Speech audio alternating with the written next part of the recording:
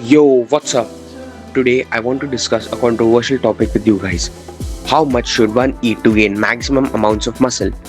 Although I think the opinion I have is the most sound conclusion when you look at the data. Still, open to every and all criticisms in the comments. Slightly clickbaity title, but it's true. You can build muscle most optimally with just an additional tablespoon of peanut butter in your diet. That tablespoon of peanut butter essentially represents a surplus of 100 calories. What? You don't need to bulk with 500 plus calories or quote unquote lean bulk to maximize gains? Yes, allow me to explain. Just as usual, we'll go over some definitions to set a baseline. Then I'll explain why I think what I think. Next, in part 2, I'll explain how to actually go about doing these things I say in the video. And lastly, I will provide you guys with an actionable list which you can start working on just after this video ends. Sound good? Alright, let's begin. First, let's talk about how muscle growth occurs. The primary and possibly the only driver of muscle growth is mechanical tension. This mechanical tension causes a high degree of motor unit recruitment. What is motor unit recruitment? It's the recruitment of muscle fibers by a motor neuron. This recruitment of muscle fibers under high degree of mechanical tension is what signals the brain to grow muscle. Specifically, grow muscle via myofibrillar addition, which is just a fancy way of saying adding more contractile units of fibers. Because muscle growth is of two types, myofibrillar and sarcoplasmic. We cannot control which type of muscle growth we train for. They both happen, but the growth we are concerned with is the first one, also known as myofibrillar hypertrophy, because it allows us to actually physically add muscle which makes us stronger. Whereas the sarcoplasmic hypertrophy just increases the muscle size without much increase in muscle force production. Well, TDN, how do you get high degrees of mechanical tension in a muscle? It's simple. When performing an exercise, when your contraction velocity slows down, aka when the time it takes you to complete the concentric phase slows down, we experience high degrees of mechanical tension. This can also be phrased as when you reach close to failure, your contraction velocity slow down, so those last few reps in a set have the highest degree of mechanical tension. You just learned the basics of motor unit recruitment and mechanical tension. Did you in any step in this process I explained here hear me talking about any energy requirements for this process? No, that's because the stimulus that a muscle is given is independent of any caloric factors. It's not like if you eat more you'll send more stimulus. That is not how mechanical tension and MUR works. Although it is of course necessary for us to consume adequate calories, as a hypocaloric state, calorie deficit can affect other factors like stress, hunger, sleep, which will definitely affect MUR. So what function does a caloric surplus have in context of hypertrophy? First, you must know that building muscle and maintaining it is a very expensive process for the body. That energy to build and maintain that stimulated muscle is provided by the calories we consume. But calories are just a way to measure energy. Basic science. And so, would you agree that we can say that muscle building is an energy-driven process? Not sending the stimulus for muscle growth, but the actual act of adding myofibrils and maintaining them. Can't this be described as an energy-driven process? And so, if the need is energy, then why can't we use the energy stores on our own body? What are these energy stores? You must be asking. Fat, adipose tissue, is just stored energy. Of course, it's not like we're just going to be living off these stored fats. It is very necessary to hit our daily micro and macronutrient goals. But for the additional energy expense of adding new muscle tissue, why can't we exhaust these already stored energy reserves? What's stopping us? It's definitely not the physiology of the body, that's for sure. This thinking is what leads people to believe that a huge caloric surplus isn't required.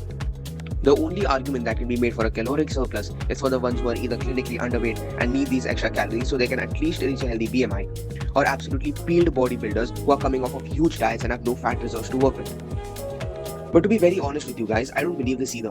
I feel like if you're anywhere below the 15% body fat range, you need some sort of additional surplus so that your body can maximally gain muscle. And it's not like what I'm saying here is a law or the end all be all of muscle gaining. This is why I said you can build muscle maximally by adding just a tablespoon of peanut butter or any other food item worth 100 calories give or take. But if you're gaining maximally at maintenance, then don't add the extra calories and vice versa. I'll talk about how to gauge muscle growth when main gaining in the next video. Just learn the why right now, because if you don't know why something works and you just believe whatever someone says, it's very easy to be misguided. Now allow me to define main gaining for you guys, because what I just explained are the underlying mechanisms that essentially make up the reasons why main gaining can work.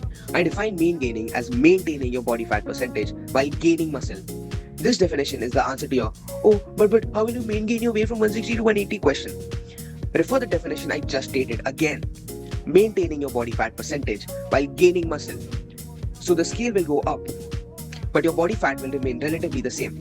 The reason there's such a debate on main gaining this and main gaining that is because people don't have a consistent definition for it. If people had one consistent definition, these debates won't even occur because you cannot argue against physiology. Suppose you go from 170 pounds to 190 pounds through main gaining and maintain the same body fat percentage. So if at 170 you have 15% body fat, then you have the same body fat at 190. Meaning you will gain fat, but you will also gain muscle and you will not need to cut down after gaining because your body fat levels would be the same. People think this is possible only in theory, but it's actually highly practical, especially for newer or obese lifters, or even advanced lifters with a higher body fat percentage. Hell, for these three populations I listed, you don't even need to eat in a surplus. If you eat at maintenance or even in a slight deficit, you'll gain muscle. What the industry calls recomping. Sadly, recomping is not optimally possible for trained lifters, and we have many studies showing this. For the trained lifters in a lower body fat range, anywhere from 10 to 12%, a small surplus is sufficient to ensure you're growing as much muscle as possible. Now let's do some math together. How much muscle do you think most lifters put on in a single year? The answer to this question depends on one major factor, your training age. People who are new to the gym, so anything less than 1 to 1.5 years, can gain about 8 to 10 kgs of lean mass in a single year. Emphasis on lean mass. So this includes water, muscle glycogen, your organs, etc. Even then, let's assume you're a beginner with the best genetics out there, and you gain 10 kgs of muscle in a single training year because you're a beginner. You know what the per day cost of maintaining that new muscle you're building is? 60 calories a day. You can look at the literature, but you won't find this exact number. So, did I just pull it out of my ass? No, actually. It's a summation of a bunch of calculations, for which studies are actually available. At rest, muscle requires 6 calories a day to maintain. But when you exercise, move around, etc., those processes also require energy. Hence the increased caloric requirement. What's next is trippy. Building muscle is a very energy consuming process. 1 kg of muscle requires something like 6 to 7,000 calories to build. And when you extrapolate this to our example here, it roughly translates to about 150 extra calories to build the muscle. So all in all, the cost when gaining muscle is about 200 calories each day in this example. Realistically, it will be closer to around the 100 to 150 calorie mark per day because not everyone is gaining 10 kgs of muscle in a year and these numbers aren't set in stone. They can vary based on individual factors. Then why am I recommending only 100 calorie surplus, and even that for like the 5% of people watching this? The rest of the population does not need a surplus whatsoever to build muscle maximally. Why? It comes down to what I told you guys earlier about having existing energy stores. Because most of the population is at least overweight, so for males above 14 to 50%, and for females it's above like the 25 to 27% mark. If you think you are around and above that range, which most of you are, yes, you are always fatter than you think, you don't need that 100 calorie surplus. You can sufficiently build muscle at maintenance calories. As for how to determine maintenance calories, how to eat, how much to eat, how to adjust variables as per personal needs, and how to ensure you are making progress in your muscle building journey. All of that will be discussed in the next video. I hope you found the theory in this video helpful. Now, I know many of my homies feel lost after watching such videos because there is a ton of information to draw conclusions from, and so the video just ends up being a waste of time. But I got you. Here are the topics that we discussed in this video and what I explained. What is mechanical tension involuntary? Slower contraction velocity maxing generates the most tension. What is motor unit recruitment? Recruitment of muscle fibers by a motor neuron due to tension. What purpose does a bulk have in hypertrophy? Provide necessary energy for laying new muscle and maintaining it. Why most people can gain as optimally as possible at maintenance. Existing fat stores provide enough energy to support the muscle building process, provided you are above 15% body fat in males and above 27% body fat in females. Definition of mean gaining: maintaining relatively same body fat percentage while gaining muscle. Rare cases, people that need a surplus of around 100 calories to build muscle maximally.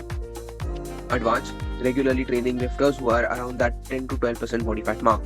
The people for which bulking makes the most sense. Still only 300-ish calorie surplus. Chronically underweight people, bodybuilders coming off of bodybuilding prep. 8. The energy cost of building and maintaining new muscle tissue about 150 calories for new lifters and even less for more trained lifters. Hope this helps. I'll meet you guys in the next one. Till then, see you later.